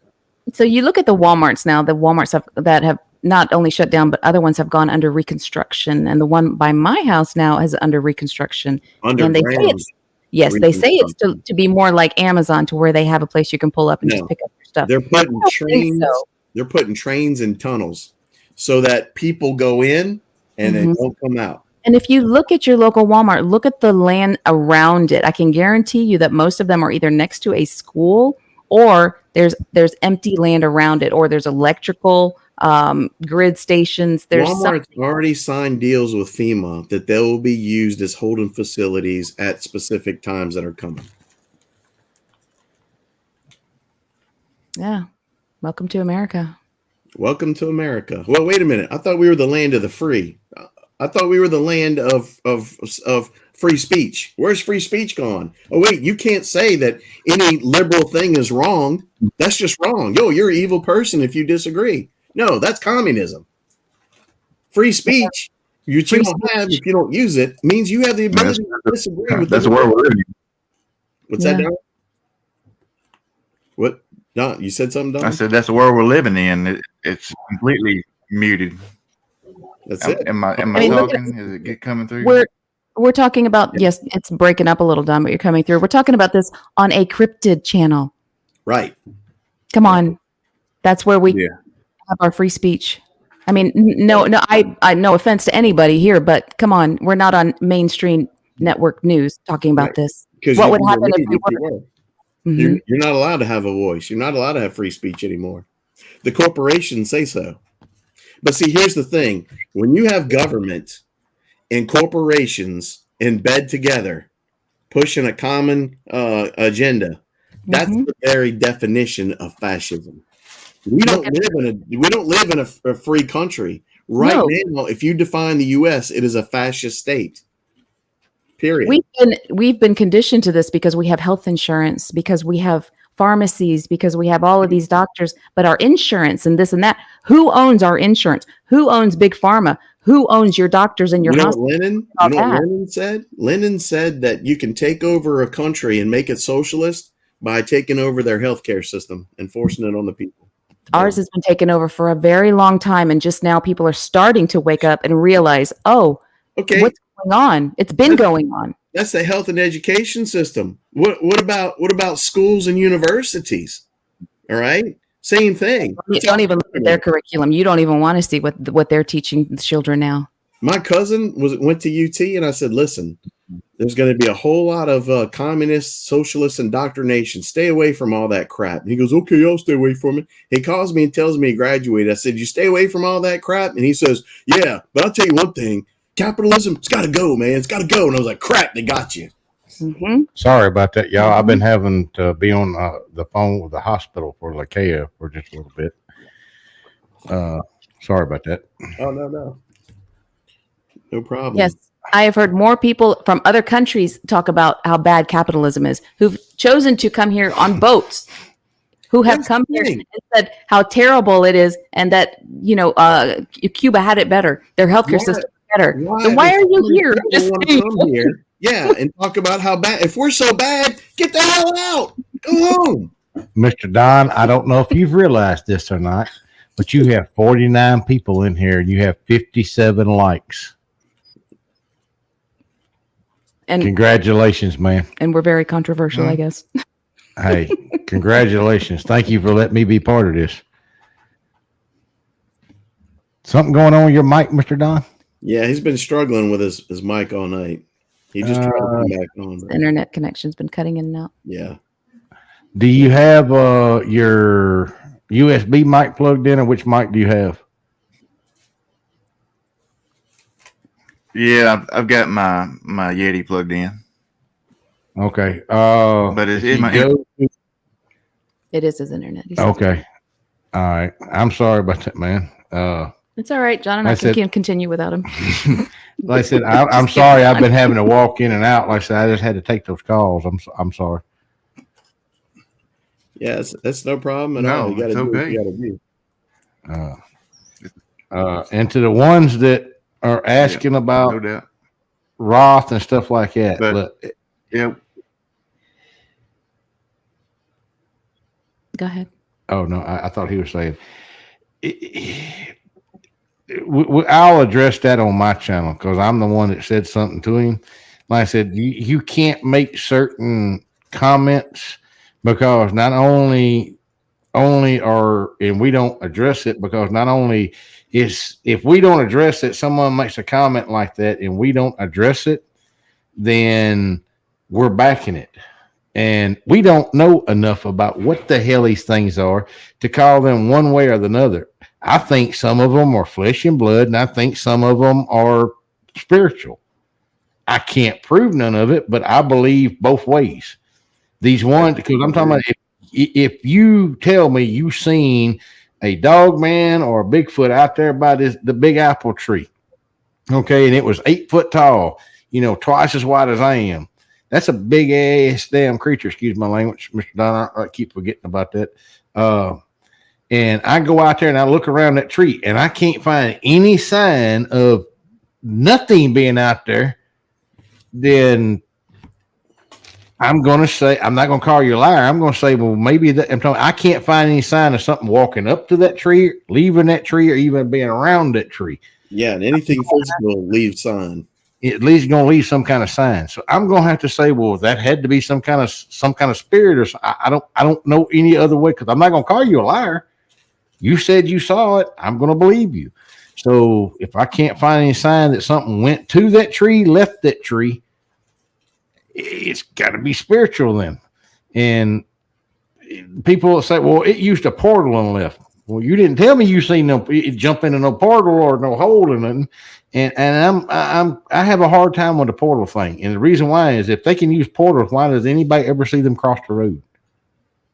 Because if I can use a portal, why am I going to cross the road where I know I can possibly get hit? I just seen Frank get hit. No, I ain't going to chance that. Rocky the Raccoon got splatted yesterday. I'm going to use my portal and go over here. So why do I want to run the risk of running out in front? Because Mr. Don, if you hit even a big 8 foot Sasquatch in your semi loaded with 40,000 pounds, and you're doing 50 miles an hour, do you think that Squatch has a prayer and chance of probably living? Even a 10 foot tall, 1,000 pound animal, it's probably going to tear your truck all to pieces, and it's going to tear him all to pieces. I'm just being logical. So why if they can use portals, why can they do that? I think the ones that people say, well, it was there and I think those are the spiritual kind. I also think it goes back to that hair like I got. I can't prove it 100%. I can tell you I can shine different lights on that hair and it does different things. The other thing is fire don't burn it. I ain't never seen hair that fire won't burn. So besides that, I've heard that same thing before, especially the luminescence and it shining in different lights, and they said it gives it a complete camouflage ability. I can shine a white light. I mean, not a white light, but a UV light right under it, and the hair disappears. It's like it goes translucent. Mm-hmm. It nothing's there. I can move it, the hair's still there. I can put it back and it goes bye-bye. Mm-hmm. I can shine a regular, I think it's a 90 lumen stream light at it, and it turns it from a black to almost a gray or purple or blue. You start getting brighter with that light, and it almost goes to a tan looking color. That's not normal hair to me. What the hell it is, I don't know. Well, I could see all those colors before you said it. That was weird. Yeah, but I heard a story about a federal agent that had one in his crosshairs, and he said it literally disappeared in front of him. In the crosshairs, just in front of him, just completely disappeared. He didn't know what he can't explain it. Well, I said I'm not saying all of them are. Go ahead. I think that there's a physical part of this. I think that there's a spiritual part of this, and in some cases, I think there might be both together. But there's definitely real things out there that will hurt you. Oh, yes. and that's something that we need to be, cautious and aware of. And I got a hunt for you. I got a hunt for you right up your alley. Man, I tell you, I've been waiting and waiting and waiting and waiting. And look, I've been going to the gym 5 days a week. You're getting ready. Hey, no, it's Alaska. Don't send him to Alaska. No. We'll go to He's Alaska. he's got the weapons already. Mm-mm. Nope. Not only that, Our buddy, what's his name? Nick Valente. Nick Valente wants to go to Port Rock. Look at you saying yes. No. No. I told him he wants to go with a 308. I told him, I said, 308 ain't going to do nothing for what I saw up there. No, You need a 4570 or something bigger. I said, but I know a guy's got a gun that'll go up there with you. Yeah. Right. John, how many people have been shredded up there on record? 37 shredded. There's The a lot. town moved Yeah. out. The town closed down. You want to go up there? Well, Walt's been promising to take me out for years. Well, I've got, he invited me and her, and I told him he said, well, call him. So, Well, I'll tell you what, you do go in that situation. You want people that can have your back and know what they're doing. So John's got a cannon. John, would you go out there? Have you seen the documentaries on Port Luck? not on that one. I've seen others about there, and I know that some of the craziness that's gone down there. You But would yeah, go? I'd go. Look at you all lighting up like a little kid in a candy store. What the Like I said, hell? this is the thing I told him. I don't Lord. think what's up there is a squatch. I don't think it's a dog. I don't know what it is, but it's really, I really, would go. really big. Yeah. Don. Oh, God. They've got both. All three of y'all are the same. They've got both up there, but there's also a bunch of other things out there that we don't even know about. We were, like I said, we snuck on there. I don't see, this is the thing. Before I go, I want to make sure the tribe has gave him permission to be on there because that's tribal land. The first thing you got to do is approach the tribe. Yeah. All right. Me and two other people snuck on there. Okay. We faked plane trouble to get on there. And we went to the part of the old cannery was still standing this time. We're set up in the old cannery and we're listening. The stuff I heard don't match any squat stuff. I don't know what the hell it was. It don't match no dog man stuff. Well, I've got a third gen Starlit scope. I'm looking out over the beach and we went past this outcropping. So I know how tall this outcropping is. It's about 15 foot or so. Whatever stepped out, I could see its head about that high above the outcropping. And then it walked out and then ran down the beach. It looked like it was the size of a full grown polar bear standing upright and running. Polar bears don't do that. No. But Polar bears are massive and vicious. Yeah, I don't know what this was. I looked at them and told them, I said, as soon as light gets here, we're leaving because I ain't got a big enough gun. No, right. Yeah, I mean, you need with something that size. I mean, you need like 50 cal. I mean, that's crazy. But those things are so enormous to pack. But you got that monster you had created, so mine's rated for taking down the Africa top 5. Yep. Yeah, including water buffalo. Before I go, I got to come up with. I'm gonna be getting a 4570. Mine's a 4570 that's souped up to a 457 Magnum. Yeah, like I said, cannon. Yeah, so it's. Be honest with you, what I would like to do if I had to do this, I would like to bring a barge out there, plant the barge and stationary the barge, very far offshore. I don't know, like I said, I don't know what's there. And go to shore, put out some sensors, some cameras and stuff like that, and then back off on the barge, do some audio recording of whatever's going on, and see if we can get some stuff first so we can kind of identify what we're dealing with. Right. Because it's large. It's large. Well, I tell you what, you set up a teaser for another show, but Don texted me since he's having audio issues and he's saying he needs to wrap it up, and I need to get going too because I got a full day and I got to get up real early too. So thank you for letting us be here. Yes, thank you. We're out of here, and as always, y'all, thank you, John. Sweet nightmares. Night, guys. Night, Don. And everybody, thanks for signing up and hitting those likes buttons and helping out Don out for the show. And you want to see more content like this from him, and help grow the audience and chat, pass on the word to other people. Thanks so much for being a part of the show and with Midnights Among Monsters. Don would be saying goodbye if his audio was working, but we'll straighten that out for later. And we left y'all with a teaser about the Alaska hunt. So yeah, y'all pray that goes through because I want to go. Have a good night, guys. Good night. Oh, hey, night, Bass. You're so quiet, I forget you're there. Nah, I'm always there. I'm always lurking. Yeah. And so say good night, brother. Don, have a good night. I will talk to you soon. Don, And, thanks again. From Midnight Amongst Good night. Monsters, everybody. Have a good night.